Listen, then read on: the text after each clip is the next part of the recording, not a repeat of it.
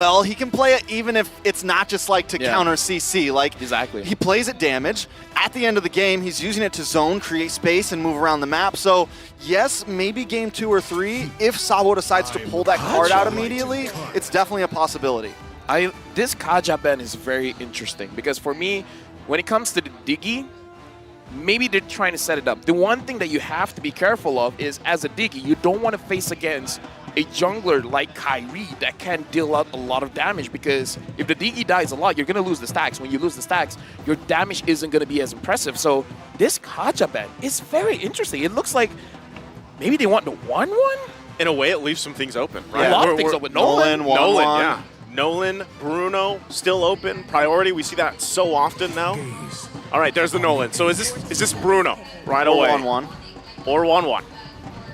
I mean, looking at how Onic plays, because we got to talk about Carvey as well. Carvey so far is really playing for his team. So having someone like a 1-1 might be beneficial, where you can join in a lot of those team fights. But when you have a Bruno, it's all about the tempo. You want to get as much turrets as you can before the opponents scale up. I mean, so they could give up the 1-1 as well. They're going to go for the Valentina instead, could give it up, and then still pick up the Diggy later because it resets the weakness points. So if Fly Solo is thinking that deep, right, which we have seen in draft, very particular, we haven't seen him get pushed completely against the wall yet, and this is definitely going to be the series that does that.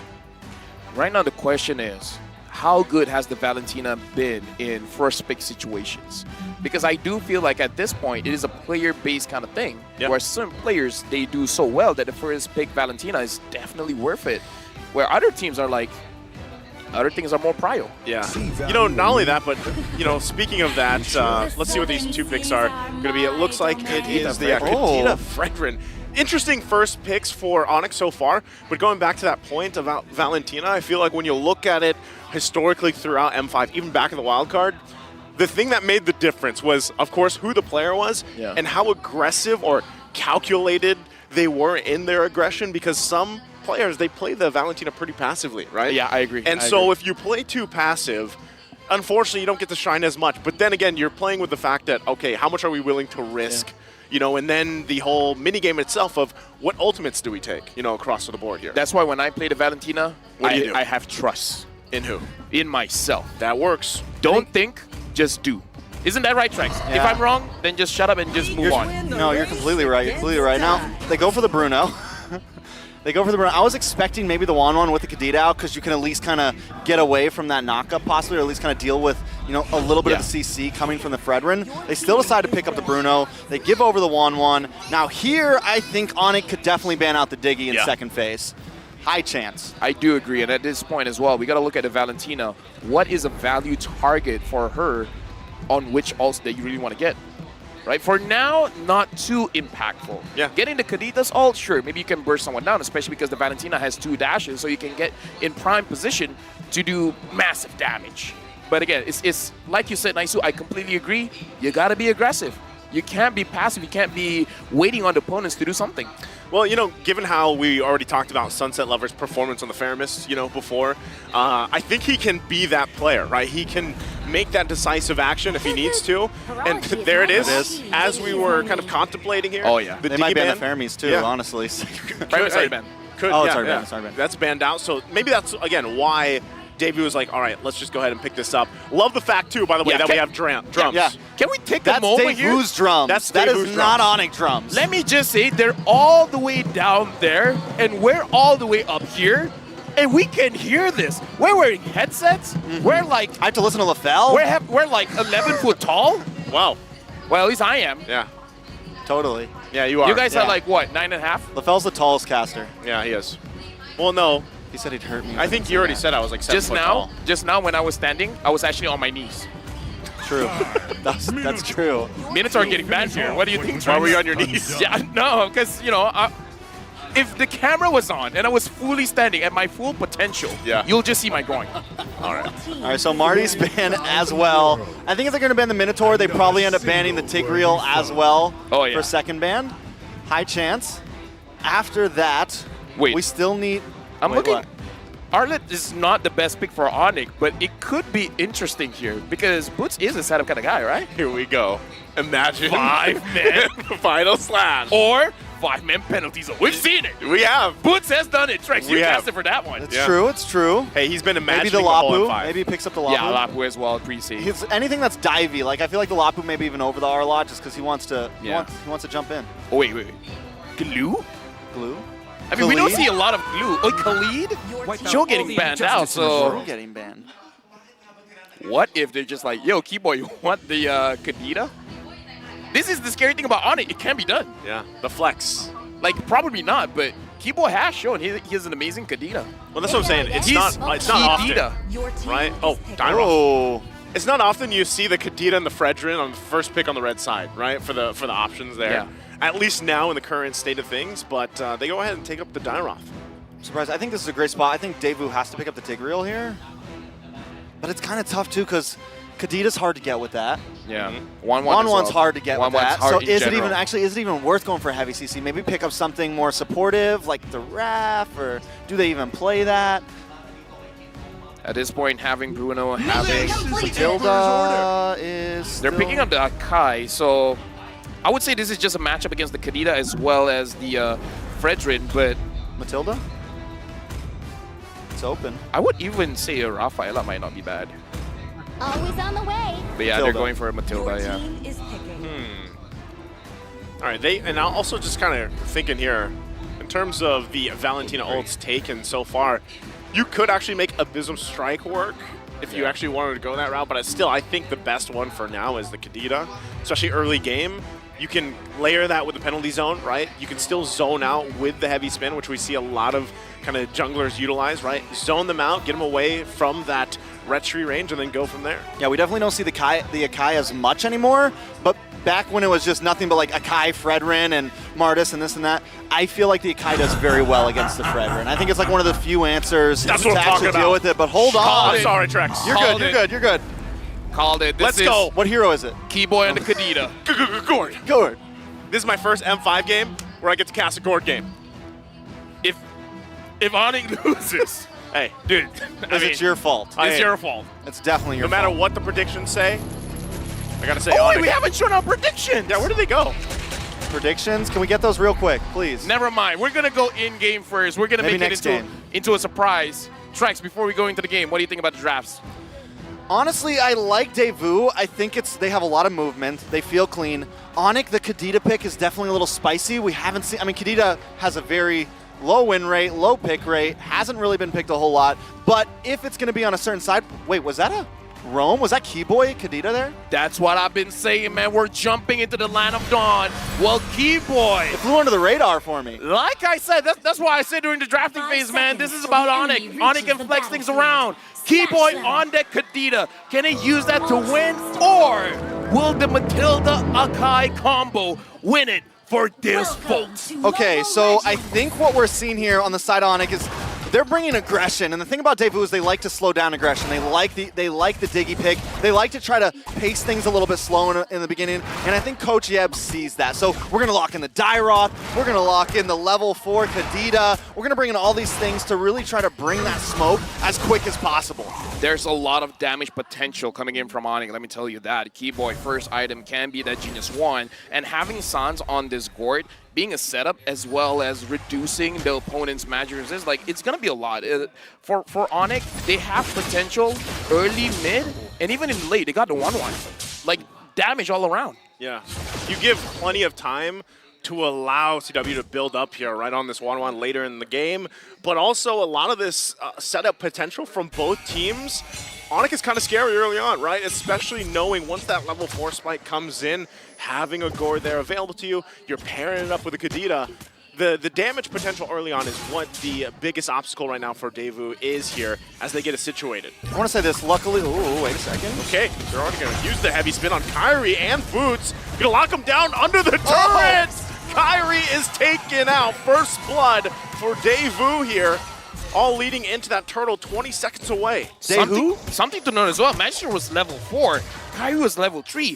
I wanted to ask Trex this. Looking at the lineup from Onic, we see this kind of lineup, and there's one thing. It's a risky draft. it's one of those things where you have a very small window. So what is the potential mishaps that can happen with Onic on this draft? I mean, as long as it's, I mean, Kyrie, yes, you don't want your jungler to go down, but Kyrie isn't going to be the major damage dealer. This definitely puts a little bit of a slower tempo to what Onic wants to bring now. I think they know they can't try to cheese Deusvult. I think they come into that thinking, oh, we're going to make an early EXP lane gank, but wait a second for Turtle. They're going to actually fight for this penalty zone there. Manchester able to secure it, though. Keyboy going to be taken out. Kyrie tries to get away, but the response is there. It's a double for Kid Bomba. Now Boots going to be in trouble, surrounded here. Gets slammed down. It's a triple for Kid Bomba. Bomba la bomba! 4-0. Dropping it down. 3 minutes in. 4-0 right now. Deusvult are putting down Deusvult. That's good. That's good. Now, this is the conversation I want to have. Onic having a full, not full, but a lot of damage on their lineup.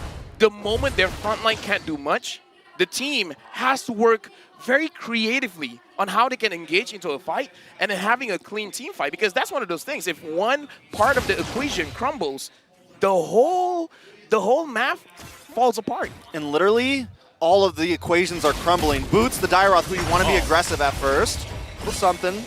Both teams are going to back off of Boots. Has that early aggression, right? He's already taken a death. Keyboy has the early aggression. Supposed to have a big spike at level 4. Already taken a death. Now, with Kyrie taking 2 as well, what's the level difference? 6 to 6. Luckily, Kyrie's farm.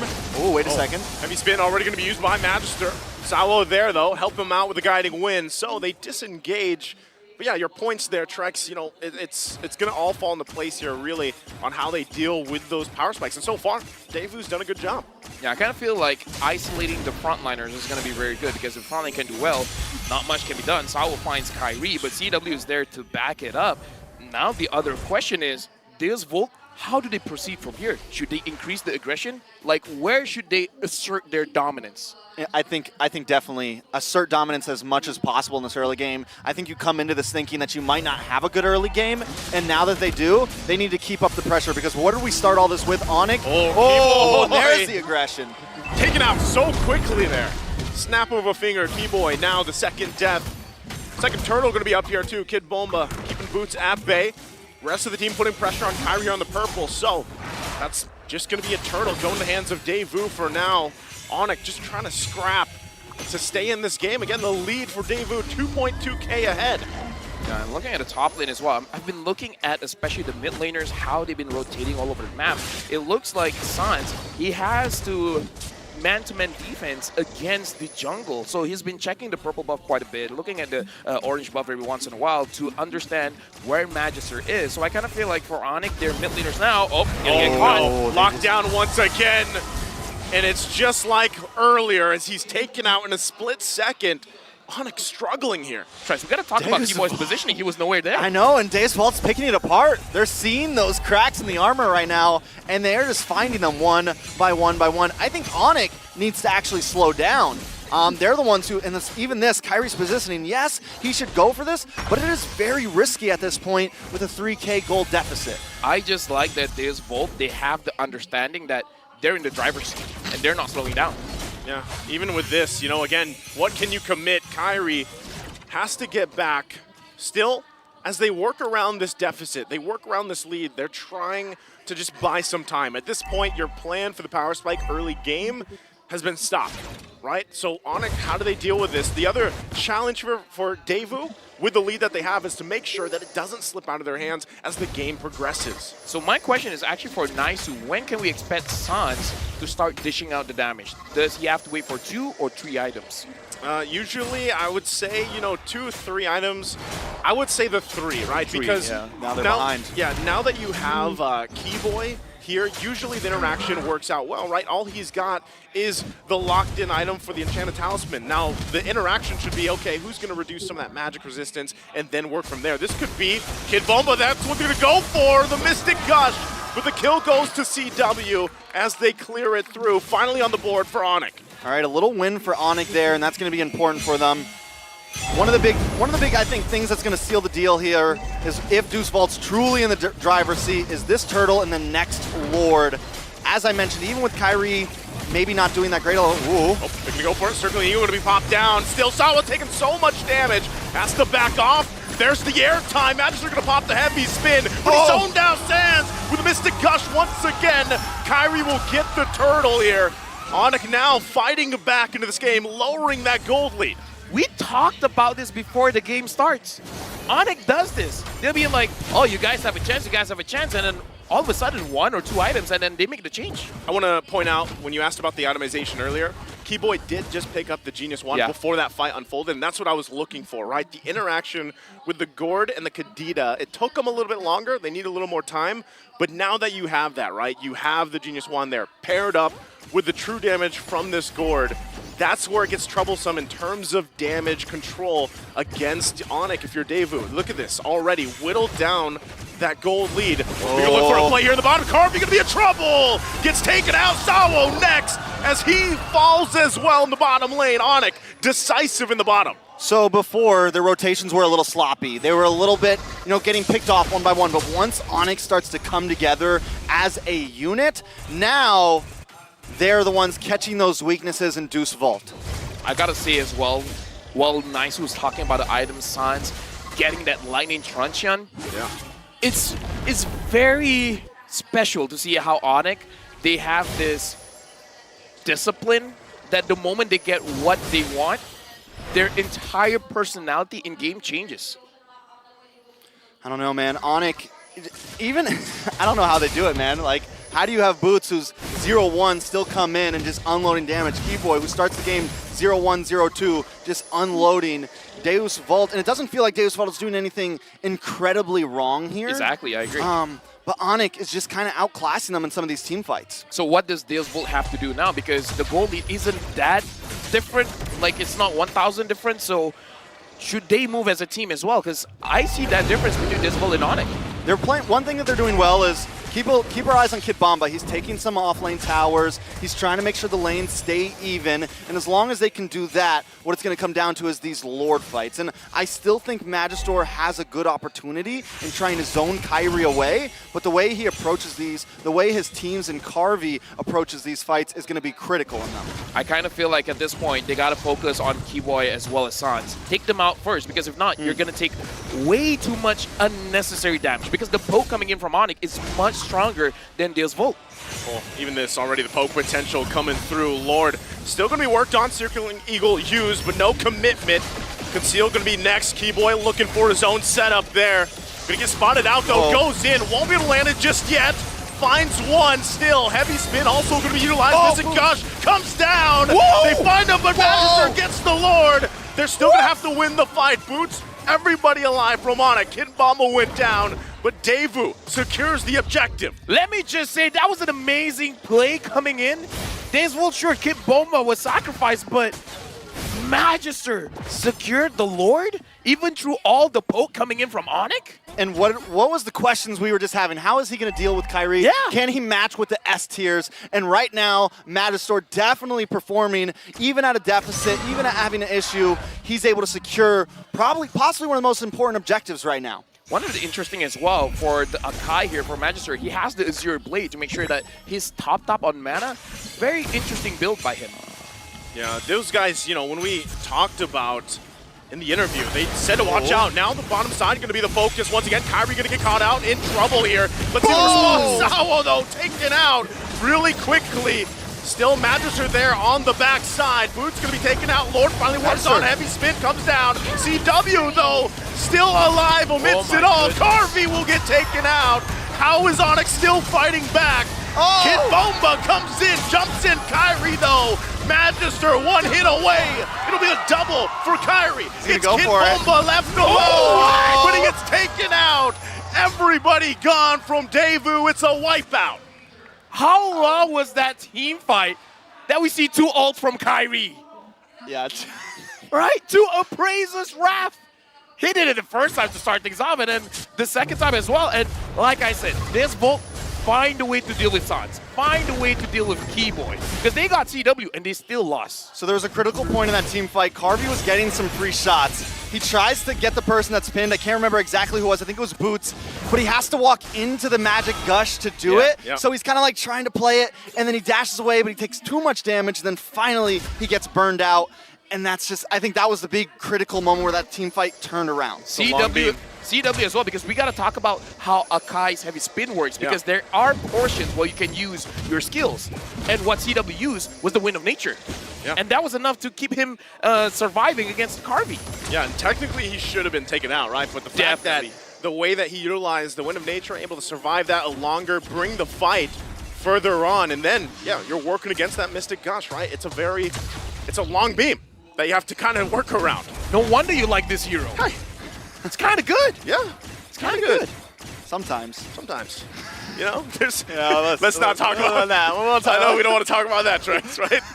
Hey, it's all right. Right now, though, as they kind of work around this, they're going to continue to get the space here on the map. 10 seconds away from that Lord Carvey. Now getting to tier 2 in the mid lane, though. Keyboy should be fine, as he is. Now everybody getting a position for the objective. Thalassophovia really doing work. I'm looking at Kid Bomba as well as Magister, but more importantly, Saul. Saul can bring someone straight onto Sans, but the positioning coming in from Kyrie Boots is not giving opportunity. Saul sees Sans, but he's thinking about it. Does he want to circling Eagle in?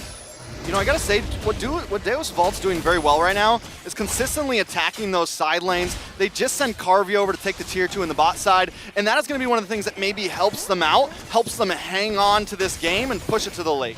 Okay, right now, Keyboy waiting patiently there. It's gonna get spotted out. Lord's still gonna be worked on. It's half health here. Mystic Gush gonna come down. Solo has to get back. Still gonna be finding Boots there in the front of it all. Another penalty zone comes down. Still working for it. Boots taken out. Winter Trotching gonna be used. Still looking at the hair time though. CW goes in with the crossbow of Tang. Takes out Kid Bomba. But the positioning for the Lord here, they're gonna zone out Kyrie, and they will get the Lord for Deusvult. Deusvult! Deusvult's control, man! What? They can control the Lord against Onic. This is Unprecedented. Yeah. Let's take a look at these items now, and they're doing this. Here's the thing, man.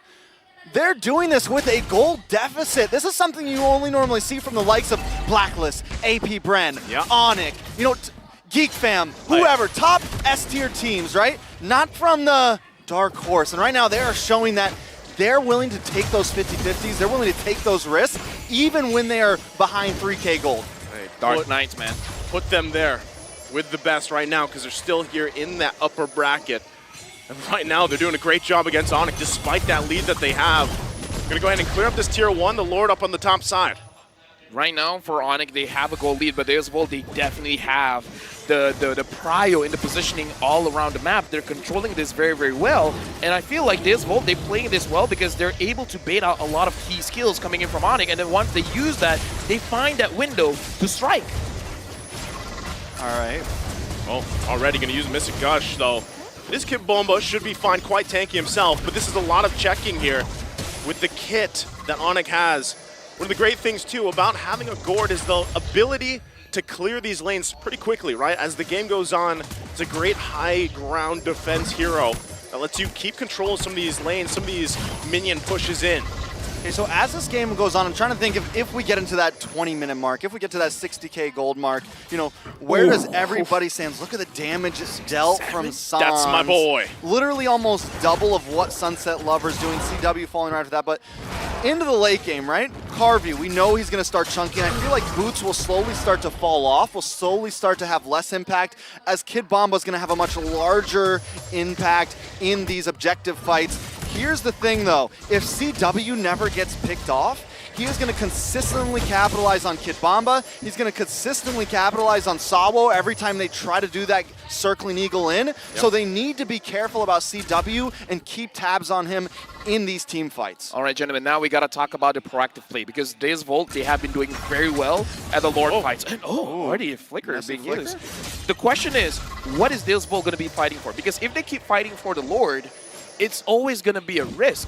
But once you get the Lord, what are you looking for next? movement right around the map. That's great, given that whole kind of idea of this Lord. It's great that they got the flicker out from Sans, right? He is top of the damage meter right now, doing a lot of checking, a lot of checking of these bushes and everything. So if they can utilize the fact that Sans might be pressured, right, to either cut the Mystic Gust short or even get the kill, Deusvult is going to have a high favor in this Lord Dance as they go ahead and get in position. Yep, right now the Lord Dance has started. Kyrie as well as Magister. Looks like Kyrie is able to leash the Lord to the side. Oh. Sans, we saw that. What that was a mistake. that? This Deusvult. Yeah, they know. Is Deusvult going to use Did this they mistake? see it? Are they going to use this window? They've got to have that information. Again, no flicker, no ultimate available for Sans. That is a big resource gone, but still, Deusvult taking their time with this Lord Dance. Kyrie and everybody waiting in position. Boots, look at Keyboy's positioning as well. Sans gonna have it once again, staying there from the distance. Keyboy. No one committing just yet. Keyboy hiding out in that tri-bush right now. I'm just waiting for the big play to happen, but Deusvult has to be prepared for it. Here he comes. Gonna go in for the backside, trying to find Carvey. Carvey could be in trouble. Mystic Gusto gonna come down. Airtime is there from CW. Sawo in trouble. Gonna get whittled down as he falls. And Onic claps back in a decisive moment. And it's Deusvult running back. Kyrie still got that Lord. First Lord, though. Kyrie! That's how it feels probably right now. Hold on, they might try to end. Yeah, they're going to go for the base. Carvey going to be in trouble once again. Gets taunted. The damage is too much. And now it's Sunset Lover and Magister trying to keep them at bay. Minions going to be cleared very quickly. Onic, though. Can they end it here? Waves pushing in. Go ahead and stun. Still Sunset Lover. They got to wait a little bit longer. Base going to be worked on, though. Here comes the next wave. Kid Bomba. Kid Bomba now up. Can they keep him at bay? Onic, huge lead. Gonna focus him down. Mystic Gust is too much as Magister gonna be taken out. The airtime once again from CW. Sawo trying to keep Sans at bay, but another body's gonna fall. It's a double Sunset Lover. Winter Tranchant gonna be utilized, but it won't be enough as Onic takes game number 1. Deusvult controlled the game for as long as they can, but this is Onic. They find their win conditions. 1 item, 2 item, they're gonna move forward, they're gonna challenge you, and in game number 1, they won the challenge. And they always do it when it matters. All they had to do was take the Lord, and then once they got 2 members down, they knew 2 or 3 members down, they knew exactly, oh, we can win this. This is endable right here. This is possible. And they just ran it down mid, and it was very reminiscent of previous games from the side of Onic.